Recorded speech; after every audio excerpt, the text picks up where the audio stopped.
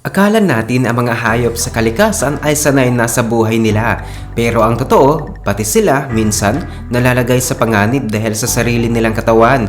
Mula sa matatalim na buntot ng stingray, mapanganib na pagdumi ng sloth, hanggang sa mga sungay na lumalaking pabalik sa kanilang ulo.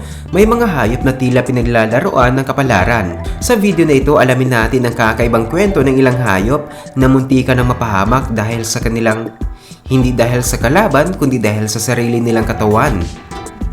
Una ay pag-usapan natin ang mapanganib na mga kuko.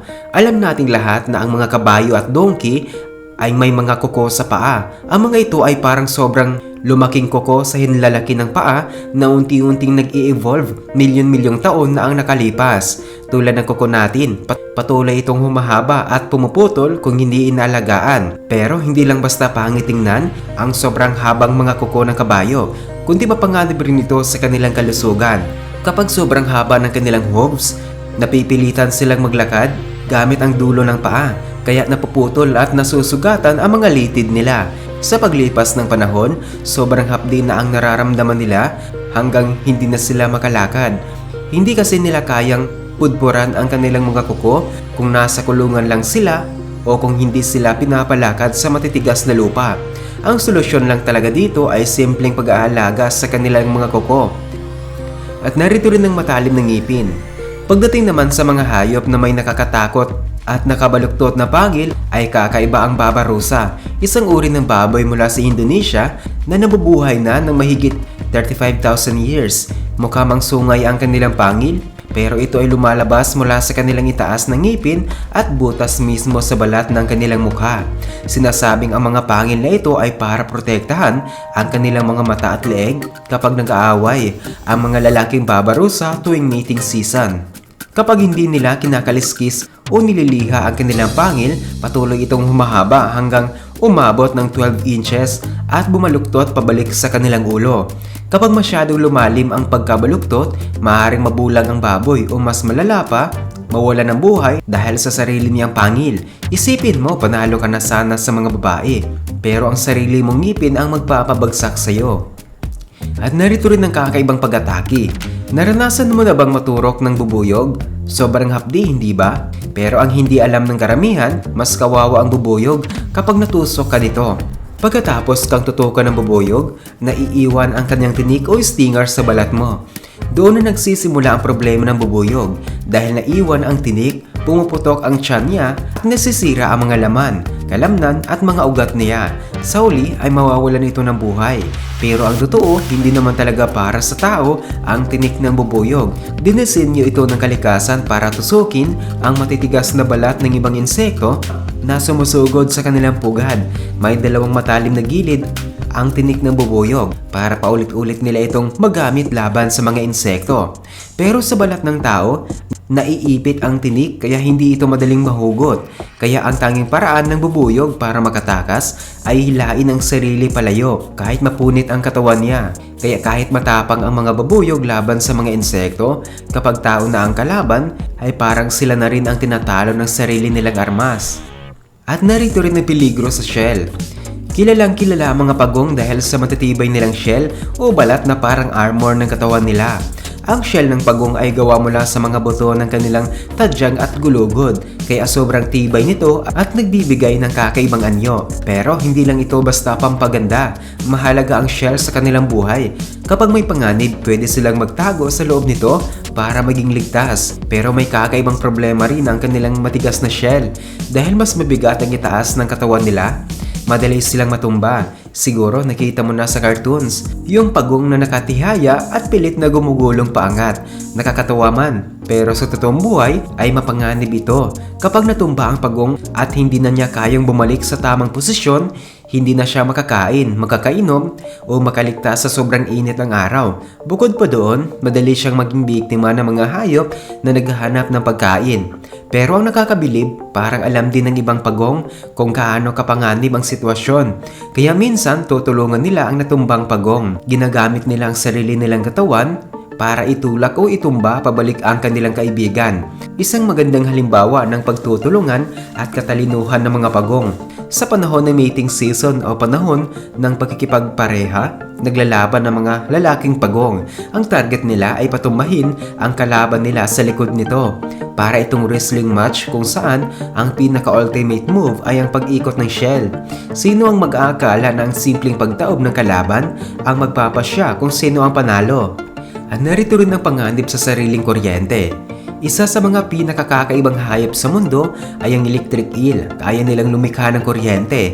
Kaya noon, akala ng mga tao na parang supernatural na hayop sila. Isa silang uri ng knife fish na nakatira sa maputik na ilog ng Amazon. Paano nga ba sila nagkakaroon ng kuryente?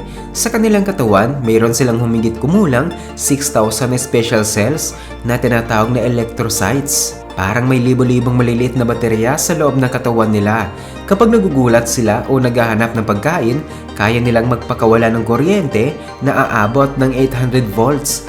Pero kahit malakas ang kapangyarihan nila, ay mapanganib rin ito sa kanila. Kapag hindi nila nakuha ang tamang posisyon, maaaring tumama sa sarili nilang katawan ang kuryente na siyang dahilan sa pagkawala ng buhay. Kasi ganito yan, ang electric eel ay may positibong charge sa ulo at negatibong charge sa buntot. Kapag naghahanda silang maglabas ng kuryente, iniunat nila ang katawan nila tapos pinapabaluktot sa hugisyo para mas mabilis dumaloy ang kuryente. Pero kapag nagkamali sila ng pesto, pwedeng dumiretso ang kuryente sa kanilang puso at yun ang katapusan nila. Karaniwan itong nangyayari kapag natatakot sila o sinusugo ng ibang hayop.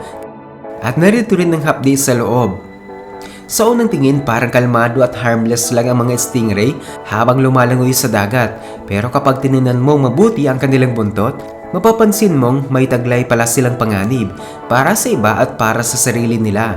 Ang buntot ng stingray ay mahaba at matulis na parang kandila at sa dulo nito ay may mga matatalim na tinik na may lason.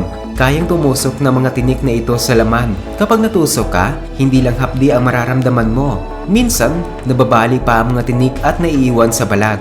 Patuloy na naglalabas ng lason at nagdudulot ng impeksyon. Pero hindi lang ibang hayop o tao ang delikadong matamaan ng buntot nila. Kapag nagbubuntis ang stingray, pinapanganak nila ang mga supling, nanganganak sila tulad ng tao. Pero ang problema, kahit na nasa loob pa ng tiyan, ay mapanganib na ang buntot ng maliit na stingray. Kaya may proteksyon itong tinatawag na tail cap para walang mangyari sa nanay nila sa loob ng tiyan. Pero kapag nahulog ng maaga ang proteksyon ng buntot ng maliit na stingray, ay maaari itong masugatan ng nanay nila mula sa loob na sobrang panganib. At narito rin ang mapanganib na pagtae. Ang mga sloth na kilala dahil sa pagiging cute at mabagal ay nakatira sa mataas na puno sa mga tropikal na kagubatan. Pero alam mo ba, tuwing sila'y magbabanyo o dudumi, parang buhay na nila ang nakataya? Ayon sa mga siyentipiko, ang pagdumi ng sloth ay hindi simpleng bathroom break tulad ng tao. Sa totoo lang, isang malaking bahagi ng kanilang timbang, halos 1/4 ng kanilang katawan, ang nababawas sa isang dumi lang. Mabuti na lang dahil mabagal ang metabolismo nila, isang beses lang sila dumudumi kada linggo. Tuwing bababa sila sa puno, ginagawa lang nila iyon para dumumi. Sa lupa, gumagawa sila ng maliit na butas gamit ang isang kakaibang sayaw na tinatawag nilang poo dance. Pagkatapos dumumi, tinatakpan nila ito ng mga dahon bago sila dahan-dahang umakyat muli sa puno. Pero kapag nasa lupa sila, ay nawawala ang kanilang camouflage. Sa taas ng puno, ang mabagal nilang kilos at berdeng balahibo ay nagtatago sa kanila sa mga dahon. Pero sa lupa, halatang halata sila kaya madaling lapain ng mga mandaragit.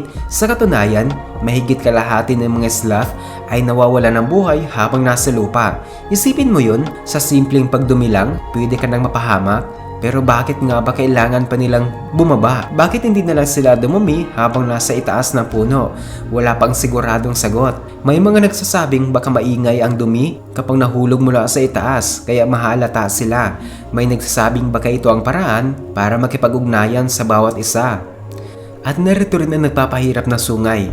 Ang mga sungay ay parang koronlang suot ng mga hayop tulad ng baka, tupa, kambing at antelope. Gawa ito sa keratin tulad ng buhok at kuko natin. Pero kung ang pagkabasag ng kuko mo ay nakakainis lang, ang problema sa sungay ay minsan ang dahilan sa pagkawala ng buhay. Tulad ng kuko, patuloy na lumalaki ang mga sungay habang tumatanda ang hayop. Sa ilang hayop tulad ng Wiltshire Horned Sheep, ang sungay ay lumalaki na maayos palayo sa kanilang mukha. Pero minsan nagkakaproblema. Sa ibang pagkakataon, imbes na lumaki palabas, ang sungay ay pumipihit pabalik at tumutusok sa sarili nilang katawan at tumutusok sa sarili nila. Halimbawa na lang ang isang ram o lalaking tupa dahil sa malas na genes, ang sungay niya ay lumaki pabalik at tumusok sa kanya. Hindi lang genes ang dahilan ng maling paglaki ng sungay. Sa mga hayop na nag-aaway gamit ang sungay, minsan nasisira ang hugis ng sungay dahil sa banggaan. Kapag na-dislocate ang buto o nabasag ang sungay, ay pwede itong tumubo sa maling direksyon. May isang bighorn sheep na ang sungay ay lumiko pabalik sa kanyang ilong, nagdulot ng mahapdi na sugat at halos bumutas sa kanyang mukha.